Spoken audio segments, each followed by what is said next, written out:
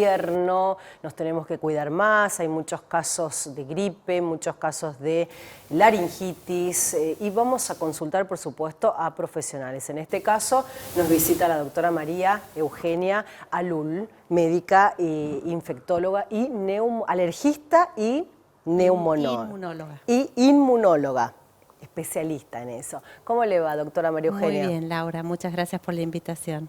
Bueno, vamos a hablar de esta época del año. Creo que ustedes, usted más que nada, en su consultorio está recibiendo muchísimas consultas. Y después vamos a explicar algo también de una bacteria que está alertando a todos en Argentina.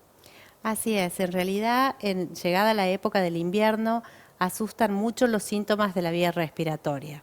Los pacientes se asustan porque comienzan con síntomas que tal vez en el verano lo padecen o en la primavera más levemente o no lo padecen, como pueden ser la tos, el estornudo, el agua por la nariz, que se llama rinitis.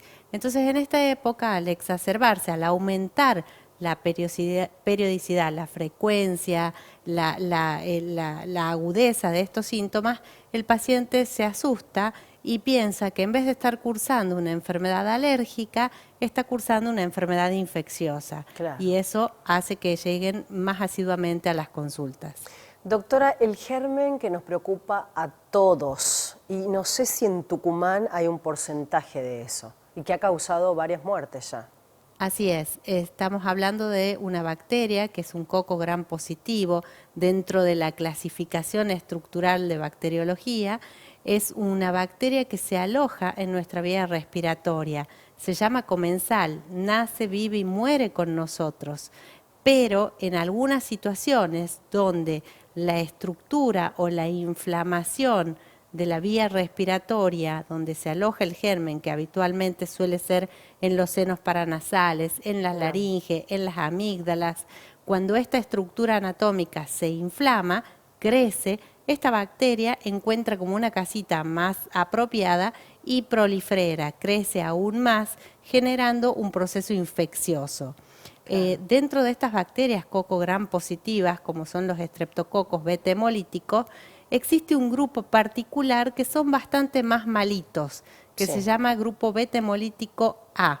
Y estos son los que hoy se están llevando un poco el trofeo y la mirada, porque son los que están produciendo casos de muerte. Y estas muertes están ocurriendo en pacientes tanto adultos como niños que poseen la infección por el estreptococo beta hemolítico grupo A, que además de estar en la laringe, ha diseminado hacia otros órganos, alojándose también en los riñones, en las articulaciones, en el corazón. ¿Y esto a qué se debe, doctora? ¿Cuánto tiempo dura ese germen? El germen, como ya dijimos, para aclararle a la población, es comensal, con lo cual no debemos preocuparnos, pero sí ocuparnos cuando tenemos los síntomas. Bien. Es decir, cuando yo tengo estornudo, pero tengo además la sensación de decaimiento, que estoy como un poquito dolor de cuerpo. Exacto, un poquito desacomodado, me siento no entero y me molesta la garganta o me molestan las articulaciones, ¿no? En ese es el momento de ocuparnos. Bien. E investigar, acudir al médico clínico, al pediatra, al especialista, e investigar a través de los análisis precisos si tengo la bacteria en actividad, quiere decir generando la infección, y puedo tratarla. Se autolimita a los 7 días, pero si eso no ocurre, es necesario la medicación. ¿Con una gripe lo puedo tener al germen? Se puede, pero no es gripe la enfermedad que da el estreptococo beta hemolítico grupo A. Bien. La enfermedad de la gripe es una enfermedad infectocontagiosa que se produce por un virus distinto a la bacteria. Bien. El virus de la influenza, que tenemos 2 o 3 tipos de influenza, por así llamarlo, ¿no? Y eso genera una infección de tipo viral que también se aloja en la vía respiratoria y que, como también este virus puede autolimitarse y sobre todo más rápido si nos hemos prevenido con la vacuna para la gripe, puede evitar la sobreinfección por el estreptococo beta hemolítico. Claro. Doctora, ¿y el tema de la faringitis? Bueno, es una inflamación en la faringe, que es un órgano de la vía respiratoria. Faringe, laringe son dos órganos que tenemos habitualmente, digamos, uno conoce, ubicados a la altura del cuello, y que responden con una inflamación, sobre todo en el invierno. Claro, ¿Qué ocurre es lo en que el más, invierno? los casos que más se conocen en Exacto, porque en el invierno el paciente que es alérgico, que tiene una rinosinusitis alérgica, es un paciente que tiene inflamada toda la vía aérea superior, es decir, la primera entrada del aire. El frío como tal es un irritante.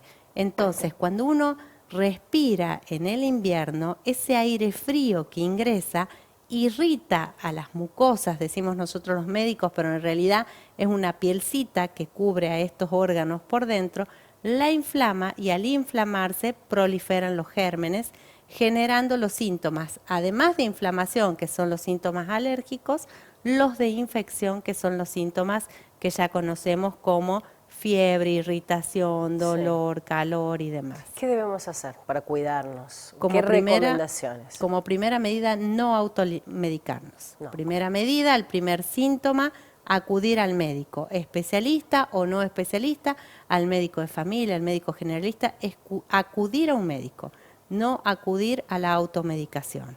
El que tiene alergia lo va a tener de por vida. Así es, la condición alérgica, Laura, es una condición que se hereda. Como se hereda ser alto, rubio, flaco, morocho, se hereda la condición de ser alérgico y en algún momento de la vida se puede poner de manifiesto. Claro.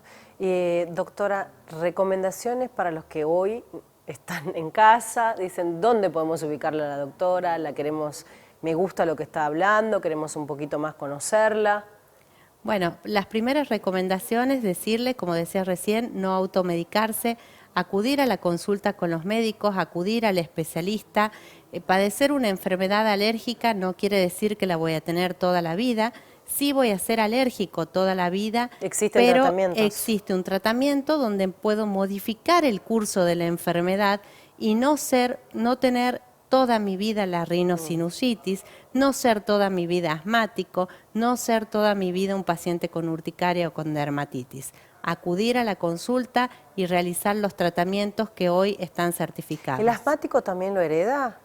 Por supuesto, el asma es una enfermedad inflamatoria crónica del bronquio, de la vía aérea inferior. Ah, bien. También existen tratamientos. Por supuesto, 100%. ¿En invierno se han dado más casos? ¿Se dan más casos? Sí, las exacerbaciones del asma suelen darse por el frío, por el consumo de aspirinas también. Muchos, hoy pensando recién en tu nota divina del Día Mundial de los Abuelos, ¿no? Los abuelos poseen varias enfermedades autoinmunes y toman mucha medicación también, y entre ellos muchos antiinflamatorios, y darse cuenta que existe una exacerbación en las patologías alérgicas por el consumo de los antiinflamatorios, y una de ellas es el asma. Y el frío como tal es un exacerbante del asma, y también el no control del asma.